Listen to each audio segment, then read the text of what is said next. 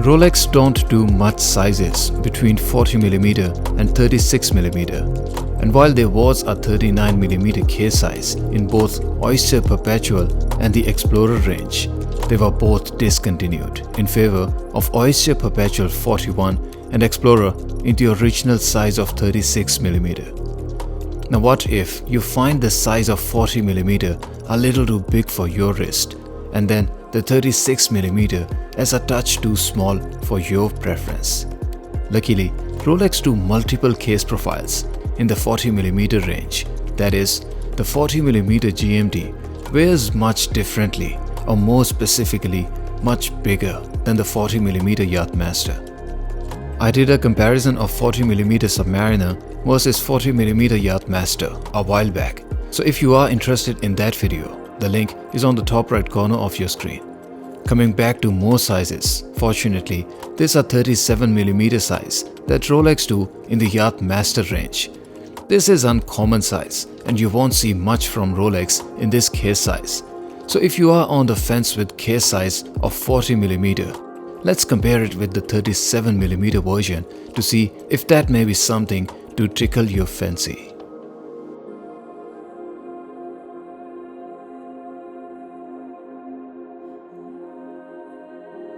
For a fair comparison, I picked exactly same dial color and configuration for both the Yachtmaster 40 and 37. That is, both of the watches in this video are chocolate dials and two-tone configuration in Yachtmaster range. Starting off with the general look, you can see that the Yachtmaster 40 on the right looks to be much bigger and heftier in size than the Yachtmaster 37 on the left. I will do an apple-to-apple dimensional comparison, so let's get stuck into it. Starting off with the sizes of the dial, I have measured the sizes of crystals on top, and measuring the crystal on Yachtmaster 37, it is 26.2mm. Comparing this with Yachtmaster 40, the size of crystal is 29.7mm. So while the case sizes are marketed as 3 mils apart, just the dial or the face of the watch on Yachtmaster 37 is 3.5 mils smaller. I will also emphasize on the fact that at this size, even half millimeter makes a considerable difference in how the watch looks, feels, and wears. Speaking about the sizes of the cases, measuring the size at the bezel, the Yachtmaster 40 is 39.9mm as compared to Yachtmaster 37, which measured at the bezel returns a reading of 36.5mm. So again, while they are 3mm apart in terms of marketed size, in real life, they are about 3.5mm different in sizes. Measuring the size of the case from 2 to 8 o'clock position, the Yachtmaster 40 is 40.8mm as compared to Yachtmaster 37, which stays true to its size and returns a reading of 37mm. Talking about the dials, you can notice that the hour markers on the Yachtmaster 40 are slightly bigger in size than the Yachtmaster 37. It is hard to give an exact number, but I would say that the circular indices on Yachtmaster 40 appear to be about 25% bigger in size than Yachtmaster 37. Similar is the case with the hour hand, and you can notice that it is much bigger in size in Yachtmaster 40. Interestingly, the size of seconds and minute hands in both watches appear to be the same. To show the difference in sizes of heft, notice how much bigger the Yachtmaster looks next to Yachtmaster 37, both in terms of case height and the case width, and overall the Yachtmaster 40 offers much more substance on the wrist. The attention to detail and an example of proportional sizing is that even the crown guards on Yachtmaster 40 are much bigger, as you can see in this clip. The bracelet is also wider on the Yachtmaster 40, and it is 20mm in size compared to Yachtmaster 37, where the bracelet is 18mm in size at the case.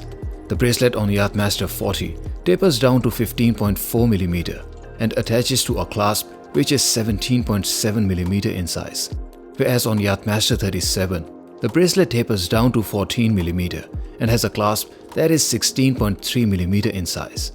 Speaking about the case thickness, the 37 is interestingly a thinner watch of the two and comes at 10.9mm for case thickness, and this does not include the Cyclops lens, compared to Yachtmaster 40, which has 11.7mm case thickness. On the wrist, the Yachtmaster 37 wears and looks small, and it is meant to be a small watch. Rolex won't call it a ladies' Yachtmaster, so I will not call it a ladies' watch either. Rather, a watch for wearers who prefer smaller sports watches. The lug-to-lug height of the watch here is 43.2mm, and it is in fact the same lug-to-lug height as DJ36 or OP36, so it indeed wears similar to DJ36, but it may rather look smaller, largely because it has a wider bezel and smaller dial, and then the bracelet on it is narrower at 18mm compared to 20mm bracelets on DJ and OP36. The Yachtmaster 40, on the other hand, looks much bigger and substantial on the wrist. I must also say that it is not as such a big watch, rather it is just about the right size for a men's watch. But naturally, after wearing the Yachtmaster 37, it looks bigger and fills the wrist much more. The wider 20mm bracelet also adds to the manly looks of the watch.